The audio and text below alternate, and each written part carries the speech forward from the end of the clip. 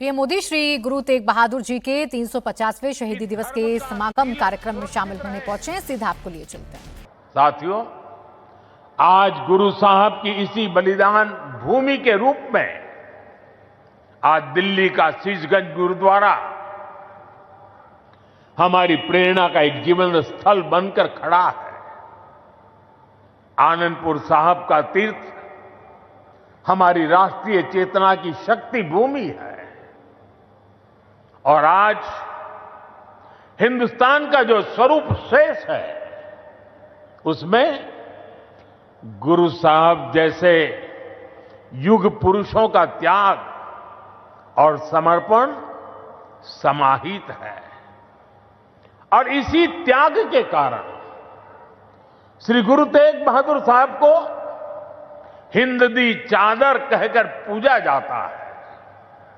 साथियों, हमारे गुरुओं की परंपरा हमारे राष्ट्र के चरित्र, हमारी संस्कृति और हमारी मूल भावना का आधार है। और मुझे संतोष है कि पिछले 11 वर्षों में हमारी सरकार ने इस पावन परंपराओं को, सिख परंपरा के हर उत्सव को राष्ट्रीय उत्सव के रूप में भी स्थापित किया है। हमारी सरकार को श्री गुरु नानक देव जी के 550वें प्रकाश पर्व पर, श्री गुरु तेग बहादुर साहब जी के 400वें प्रकाश पर्व और श्री गुरु गोविंद सिंह जी के 350वें प्रकाश पर्व को भारत की एकता और अखंडता के उत्सव के रूप में मनाने का अवसर मिला। पूरे भारत के लोग अपने मत, परंपरा और मान्यताओं से आगे बढ़कर इन योजनाओं में सम्मिलित हुए हैं। साथियों, हमारी सरकार को गुरुओं से जुड़े पवित्र स्थलों को भव्यतम और दिव्यतम रूप देने का सौभाग्य भी मिला है। बीते एक दशक में अनेक ऐसे अवसर आए हैं जब मैं व्यक्तिगत रूप से गुरु परंपरा के आयोजनों का हिस्सा बना। कुछ समय पहले जब अफगानिस्तान से गुरु ग्रंथ साहब के 3 मूल स्वरूप भारत आए थे तो यह हर देशवासी के लिए गौरव का क्षण बना था। साथियों, हमारी सरकार ने गुरुओं के हर तीर्थ को आधुनिक भारत के स्वरूप से जोड़ने का प्रयास किया है। करतारपुर कॉरिडोर का काम पूरा करना हो, हेमकुंड साहिब में रोपवे प्रोजेक्ट के निर्माण करना हो, आनंदपुर साहब में विरासत-ए खालसा संग्रहालय का विस्तार हो, हमने गुरुजनों की गौरवशाली परंपरा को अपना आदर्श मानकर इन सारे कामों को पूरी श्रद्धा से पूरा करने का प्रयास किया है। साथियों, हम सभी जानते हैं कि कैसे मुगलों ने वीर साहिबजादों के साथ भी क्रूरता की सारी सीमाएं पार कर दी थी। वीर साहिबजादों ने उनको दीवार में चुना जाना स्वीकार किया, लेकिन अपने कर्तव्य और धर्म का मार्ग नहीं छोड़ा। इन्हीं आदर्शों के सम्मान के लिए अब हम हर साल 26 दिसंबर को वीर बाल दिवस मनाते हैं। साथियों, हमने सिख परंपरा के इतिहास और गुरुओं की शिक्षाओं को राष्ट्रीय पाठ्यक्रम का हिस्सा भी बनाया है ताकि सेवा, साहस और सत्य के ये आदर्श हमारी नई पीढ़ी की सोच का आधार बने। साथियों, मुझे विश्वास है कि आप सभी ने जोड़ा साहिब के पवित्र दर्शन जरूर किए होंगे। मुझे याद है जब पहली बार मेरे मंत्रिमंडल के सहयोगी हरदीप सिंह पुरी जी ने मुझसे इन महत्वपूर्ण धरोहरों के बारे में चर्चा की थी। उन्होंने बताया था कि उनके परिवार ने गुरु गोविंद सिंह जी और माता साहिब कौर जी का पवित्र जोड़ा साहब करीब 300 वर्षों से सहेज कर रखा है और अब वो इस पवित्र धरोहर को देश दुनिया की सिख संगत को समर्पित करना चाहते हैं। साथियों, इसके बाद इन पवित्र जोड़ा साहिब को पूरे सम्मान और मर्यादा के साथ वैज्ञानिक परीक्षण कराया गया ताकि ये पवित्र धरोहर आने वाली पीढ़ियों के लिए संरक्षित हो सके। सभी तथ्यों को देखते हुए हमने यह सामूहिक निर्णय लिया कि इन पवित्र जोड़ा साहिब को तख्त श्री पटना साहिब को समर्पित किया जाएगा, जहां गुरु महाराज ने अपने बाल्यकाल का एक लंबा समय बिताया था। पिछले महीने एक पावन यात्रा के रूप में गुरु महाराज के ये पावन जोड़ा साहिब दिल्ली से पटना साहिब ले जाए गए और वहां मुझे भी इन पवित्र जोड़ा साहिब के सामने अपना शीश नवाने का अवसर मिला।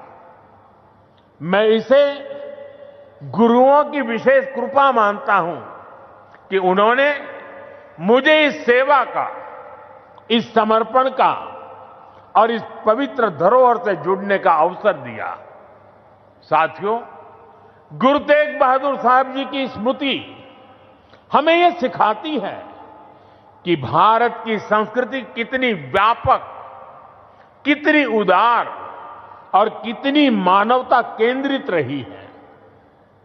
उन्होंने सर्वत का भला का मंत्र अपने जीवन से सिद्ध किया। आज का यह आयोजन सिर्फ इन स्मृतियों और सीखों के सम्मान का क्षण नहीं है, यह हमारे वर्तमान और भविष्य के लिए एक महत्वपूर्ण प्रेरणा भी है। गुरु साहब ने सिखाया है, जो नर दुख में दुख नहीं माने सो ही पूर्ण ज्ञानी, यानी जो विपरीत परिस्थितियों में भी अड़िग रहता है वही सच्चा ज्ञानी है, वही सच्चा साधक है। इसी प्रेरणा के साथ हमें हर चुनौती को पार करते हुए अपने देश को आगे ले जाना है, अपने भारत को विकसित बनाना है।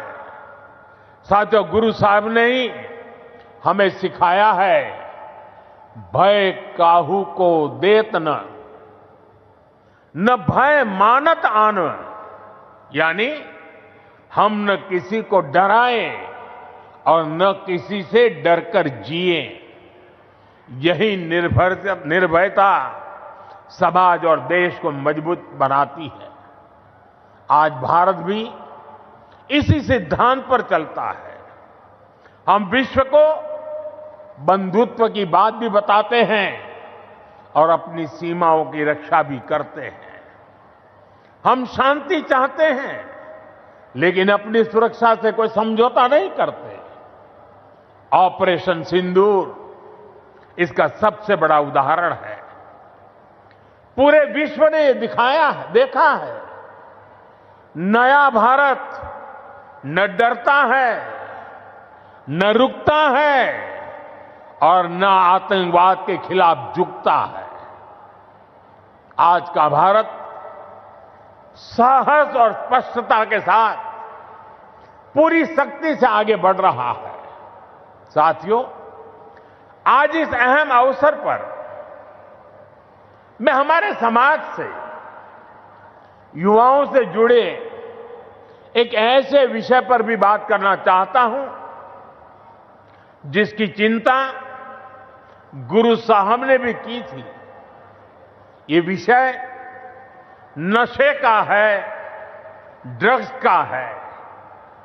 नशे की आदत ने हमारे अनेक नौजवानों के सपनों को गहरी चुनौतियों में धकेल दिया है। सरकार इस समस्या को जड़ से समाप्त करने के लिए सारे प्रयास भी कर रही है, लेकिन यह समाज की, परिवार की भी लड़ाई है। और ऐसे समय में श्री गुरु तेग बहादुर साहब की शिक्षा हमारे लिए प्रेरणा भी है और समाधान भी है। हम सब जानते हैं कि जब गुरु साहब ने आनंदपुर साहब से अपनी यात्रा प्रारंभ की तो उन्होंने अनेकों गांवों में संगत को अपने साथ जोड़ा। उन्होंने ना सिर्फ उनकी श्रद्धा और आस्था का विस्तार किया, बल्कि इन क्षेत्रों में रहने वाले समाज का आचरण भी बदला। इन गांवों में रहने वाले लोगों ने हर तरह के नशे की खेती छोड़ी और गुरु साहब के चरणों में अपना भविष्य समर्पित किया। गुरु महाराज के दिखाए इसी मार्ग पर चलते हुए यदि समाज, परिवार और युवा मिलकर नशे के खिलाफ निर्णायक लड़ाई लड़ने का काम करें तो ये समस्या जड़ से समाप्त हो सकती है। साथियों, श्री गुरु तेग बहादुर साहब की शिक्षाएं हमारे आचरण में शांति, हमारी नीतियों में संतुलन और हमारे समाज में विश्वास का आधार बने, यही इस अवसर का सार है। आज जिस तरह से पूरे देश में श्री गुरु तेग बहादुर का ये शहीदी दिवस मनाया जा रहा, वो ये बताता है कि गुरुओं की सीख आज भी हमारे समाज की चेतना में कितनी जीवंत है। इसी भावना के साथ की ये सारे आयोजन भारत को आगे ले चलने में हमारी युवा पीढ़ी की सार्थक प्रेरणा बने। एक बार फिर आप सभी को मेरी अनेक अनेक शुभकामनाएं हैं। वाहेगुरु जी का खालसा, वाहेगुरु जी की फतेह।